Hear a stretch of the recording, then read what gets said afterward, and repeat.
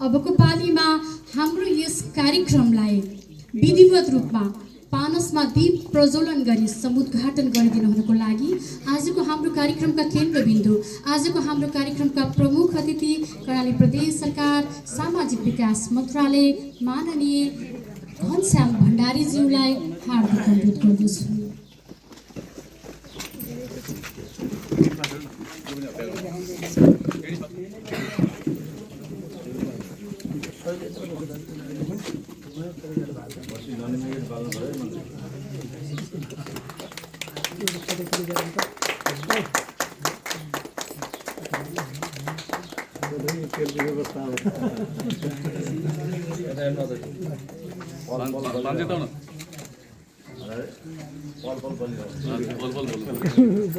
दुई हात जोडे नमस्कार छ। म हामी छौँ फाउन्डेसनको अध्यक्ष पूर्ण विक्रम शाह र तपाईँहरू सम्पूर्णलाई म यहाँ स्वागत गर्न चाहन्छु।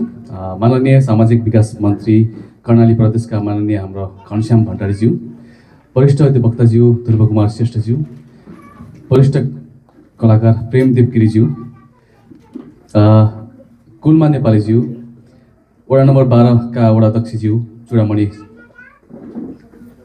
चपाईज्यू, चुडामणि चपाईज्यू, उद्योग वाणिज्य सङ्घका हाम्रो सुर्खेतका अध्यक्षज्यू हाम्रो हर्षकुमार खड्काज्यू, समाजसेवी हाम्रो प्यारो दाई हरिविष्टज्यू र सम्पूर्ण पत्रकार साथीहरू सबैलाई मेरो नमस्कार छ दुई हात जोडेर। र मैले नाम छुट्याएका सम्पूर्ण अतिथिज्यूहरूलाई पनि स्वागत छ, हजुरलाई धन्यवाद छ आइदिनु भयो। सबभन्दा पहिला मैले सिकेको कुरा चाहिँ जिन्दगीमा चाहिँ सबभन्दा ठुलो कुरा भनेको चाहिँ मानवता जस्तो लाग्छ मलाई, र मानवता नै ठुलो कुरा हो। ह्युम्यानिटी भन्ने कुरा चाहिँ एकदमै ठुलो कुरा जस्तो लाग्छ मलाई।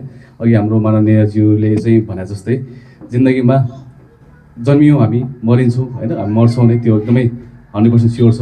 तर मरुन्जेल बाँचुन्जेल चाहिँ हामीले के गर्छौँ त भन्ने कुराले चाहिँ एकदमै मायना राख्छ। सो हामीले सक्दो मैले चाहिँ एउटा मानव सेवा, एउटा चाहिँ सेवा गरौँ भन्ने कुरा चाहिँ लिएर आएको छु र मेरो मनमा जहिले पनि समाजप्रति चाहिँ यो सामाजिक कामको लागि चाहिँ म जहिले पनि एकदमै अगाडि छु। तपाईँहरूको लागि चाहिँ थिएँ, छु र हुनेछु। र अब आजबाट चाहिँ सुर्खेतमा पनि हामीले चाहिँ एउटा शाखा विस्तार गरेका छौँ। हामी छौँ फाउन्डेसनको काठमाडौँमा त हामी विस्तार गरिसकेका छौँ। हामीले एउटा स्वास्थ्य शिविरबाट सही कार्यक्रम सुरु गरिसकेका छौँ र हामी विभिन्न कार्यक्रमहरू हामी ल्याउँदैछौँ यस संस्था मार्फत। र अब हाम्रो अघि सरले भने जस्तै मबाट हामी भएको छौँ। म पहिला पर्सनल्ली पल शाहले चाहिँ म पर्सनल एकजना व्यक्ति भएर चाहिँ काम गर्थेँ भने, समाजसेवा गर्थेँ भने, अब चाहिँ हामी भएर काम गर्दैछौँ।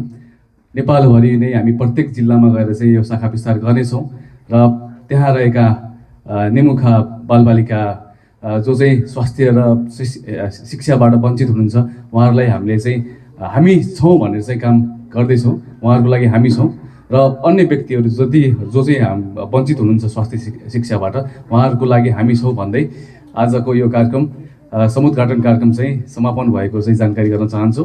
र लास्टमा चाहिँ स्थानीय प्रदेश सरकारबाट पनि म सहयोगको आशा गर्दै तपाईँहरूसँग हातेमालो गरेर हामी काम गर्नेछौँ र तपाईँहरूको साथ सपोर्ट रहनेछ र स्थानीय समाजसेवीहरू जति हुनुहुन्छ तपाईँहरूको पनि साथ सेवा पाउनेछु भन्ने चाहिँ एउटा आशा व्यक्त गर्दै कार्यक्रम चाहिँ समापन भएको जानकारी गराउन चाहन्छु। Thank you.